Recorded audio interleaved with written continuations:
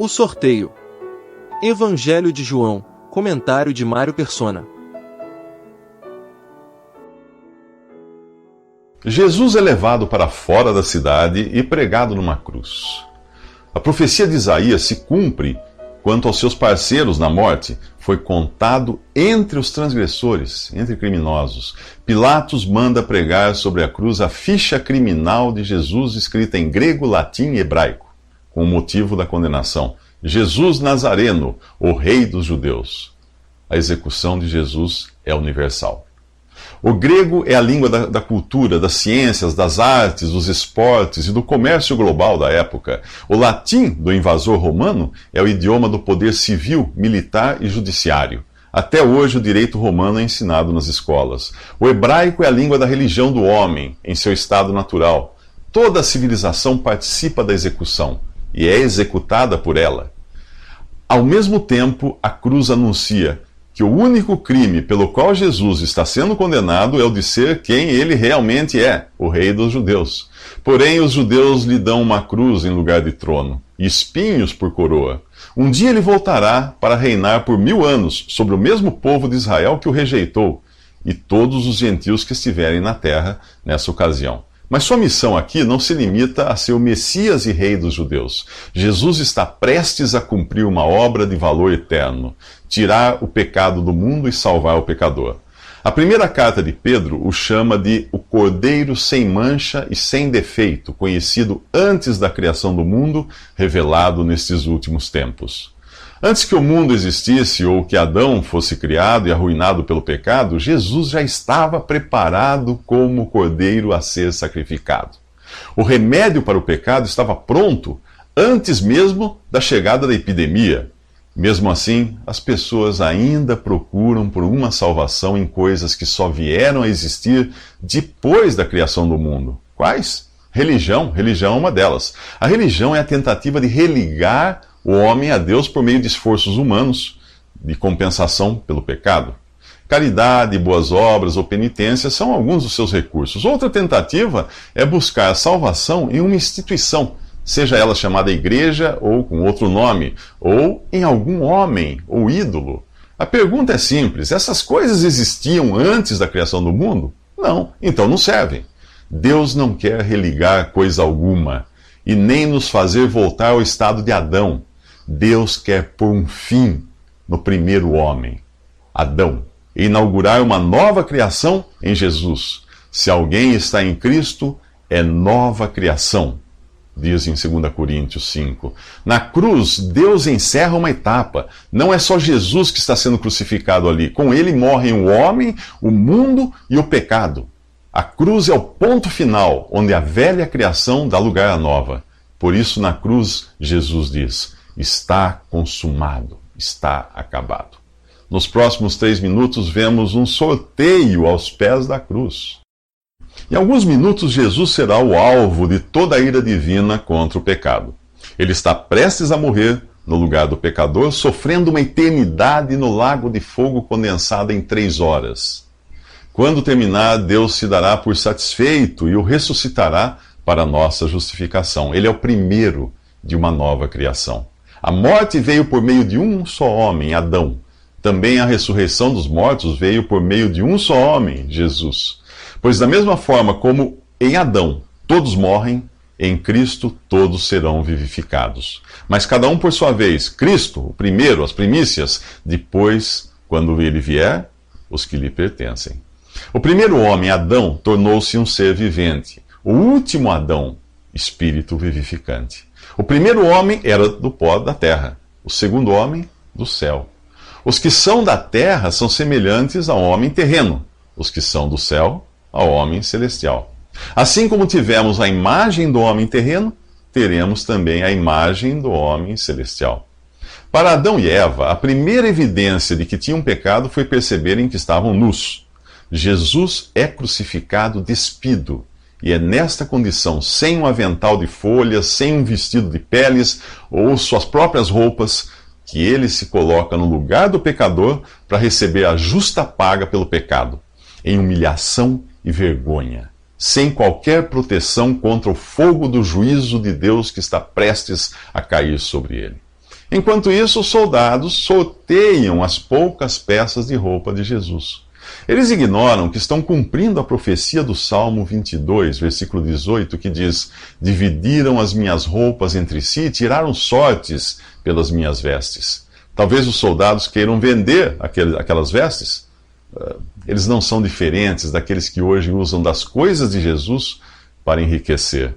Um dia eles dirão: Senhor, Senhor, não profetizamos nós em teu nome não expulsamos demônios, em teu nome não fizemos muitas maravilhas. E o Senhor lhes dirá: nunca os conheci, afastem-se de mim, vocês que praticam o mal. Talvez os soldados queiram aproveitar o poder que as pessoas viam sair daquelas vestes. Aonde quer que ele fosse, que Jesus fosse, suplicavam-lhe que pudessem pelo menos tocar na borda do seu manto. E todos os que nele tocavam eram curados. É só pela saúde que você está interessado em Jesus? O Evangelho de João é o único que diz que a túnica era sem costura, tecida numa única peça, de alto a baixo. Cada evangelho apresenta Jesus de uma maneira. Em Mateus, ele é o rei, em Marcos, o servo, em Lucas, o homem, e em João, Deus. A túnica sem costura, tecida numa única peça, simboliza a perfeição divina de Jesus. Ele é o homem perfeito, sem costura. Ele é Deus. Nos próximos 3 minutos, Maria é entregue aos cuidados de João. Algumas mulheres estão próximo da cruz. Inclusive Maria, mãe de Jesus. Ao lado dela está João, o autor do Evangelho. Devemos observar o tratamento usado entre Jesus e os discípulos a fim de nos precavermos do erro de adotar títulos espirituais ou eclesiásticos sem qualquer base bíblica. Jesus chama a Deus de Pai, mas não faz o mesmo com José, seu pai adotivo. Maria é chamada pelos discípulos de mãe de Jesus, mas nunca de mãe de Deus.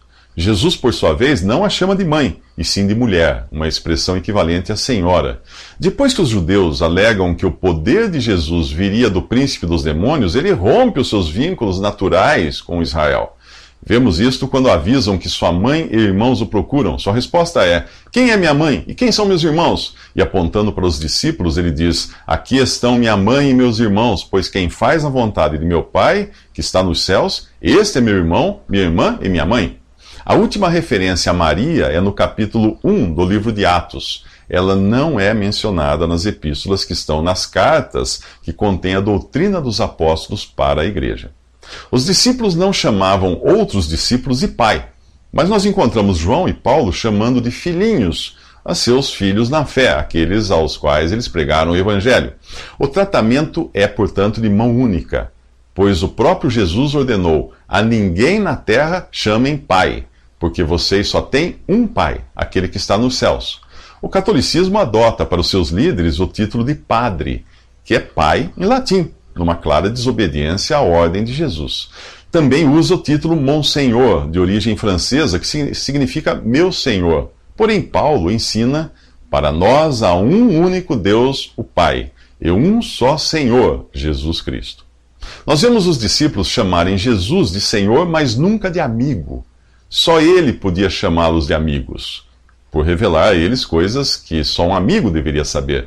Também não vemos os discípulos chamando Jesus de pai ou de rei, por não ser esta a nossa relação com ele. Ele é rei para Israel, mas para a igreja ele é Senhor. Entender estas coisas nos ajuda a compreendermos melhor a palavra de Deus. Na cruz, Jesus preocupa-se com Maria. Aí está seu filho, diz ela, referindo-se a João. Aí está sua mãe, diz ele a João. Daquela hora em diante, o discípulo a levou para casa, numa clara indicação de que seria João quem cuidaria de Maria, e não o contrário. E ambos poderiam contar com Jesus no céu cuidando deles. Ele já havia franqueado esse acesso ao dizer: venham a mim, todos os que estão cansados e sobrecarregados, e eu lhes darei descanso. É a ele que nós também devemos recorrer em busca de um perpétuo socorro. Nos próximos 3 minutos, Jesus faz um pedido. Na cruz, Jesus sofre como homem. Ferido e desidratado, ele pede água. Tenho sede, diz o Criador do universo. Em seu andar aqui, ele alimentou, curou e trouxe refrigério a muitos, mas nunca fez algo em benefício próprio. O Salmo 22 descreve este momento. Meu vigor secou-se como um caco de barro, e a minha língua gruda no céu da boca. Deixaste-me no pó, à beira da morte. No capítulo 1 deste evangelho, João diz que por meio de Jesus todas as coisas foram criadas. A carta aos Hebreus ensina que ele é o que sustenta todas as coisas pela palavra do seu poder. O livro de Jó diz que ele é o que abre um canal para a chuva torrencial e um caminho para a tempestade trovejante para fazer chover na terra em que não vive nenhum homem, no deserto onde não há ninguém, para matar a sede do deserto árido e fazer nele brotar a vegetação. Aqui, porém, ele não desvia uma gota sequer de água para os seus lábios ressequidos. O mesmo capítulo 38 de Jó revela que aos ímpios a luz de Deus é negada. Na cruz, densas trevas caem sobre a terra. A santidade de Deus não pode ter comunhão com o pecado, por isso Jesus deve sofrer ali sozinho e sem luz. Nada descreve de forma tão gráfica o seu sofrimento como a passagem profética do livro de Lamentações. Ali ele fala do juízo que está recebendo do próprio Deus. Eu sou o homem que viu a aflição trazida pela vara da sua ira. Ele me impeliu e me fez andar na escuridão e não na luz. Sim, ele voltou a sua mão contra mim, vez após vez, o tempo todo. Fez que a minha pele e a minha carne envelhecessem e quebrou os meus ossos. Ele me sitiou e me cercou de amargura e de pesar. Fez-me habitar na escuridão como os que há muito morreram. Cercou-me de muros e não posso escapar. Atou-me a pesadas correntes. Mesmo quando chamo ou grito por socorro, ele rejeita a minha oração. Ele impediu o meu caminho com blocos de pedra e fez tortuosas as minhas sendas. Como um urso à espreita, como um leão escondido, arrancou-me do caminho e despedaçou-me, deixando-me abandonado. Preparou o seu arco e me fez alvo das suas flechas. Atingiu meu coração com flechas de sua aljava. Tornei-me motivo de riso de todo o meu povo. Nas suas canções eles zombam de mim o tempo todo. Fez-me comer ervas amargas e fartou-me de fel. Quebrou os meus dentes com pedras, pisoteou-me no pó, tirou-me a paz. Esqueci-me do que significa prosperidade. Por isso digo, o meu esplendor já se foi, bem como tudo o que eu esperava do Senhor. Lembro-me da minha aflição e do meu delírio, da minha amargura e do meu pesar. Lembro-me bem disso tudo e a minha alma desfalece dentro de mim. Em resposta ao seu pedido de água, os soldados lhe dão vinagre, cumprindo assim mais uma profecia do Antigo Testamento. Sabe por que Jesus sofreu tanto ali? Por você e por mim. Eu sei que ele pagou ali pelos meus pecados. E você? Nos próximos 3 minutos, Jesus entrega a sua vida em sacrifício pelo pecado.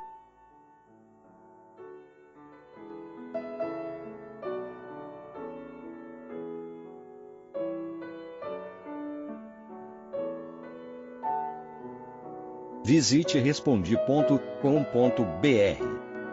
Visite também 3minutos.net.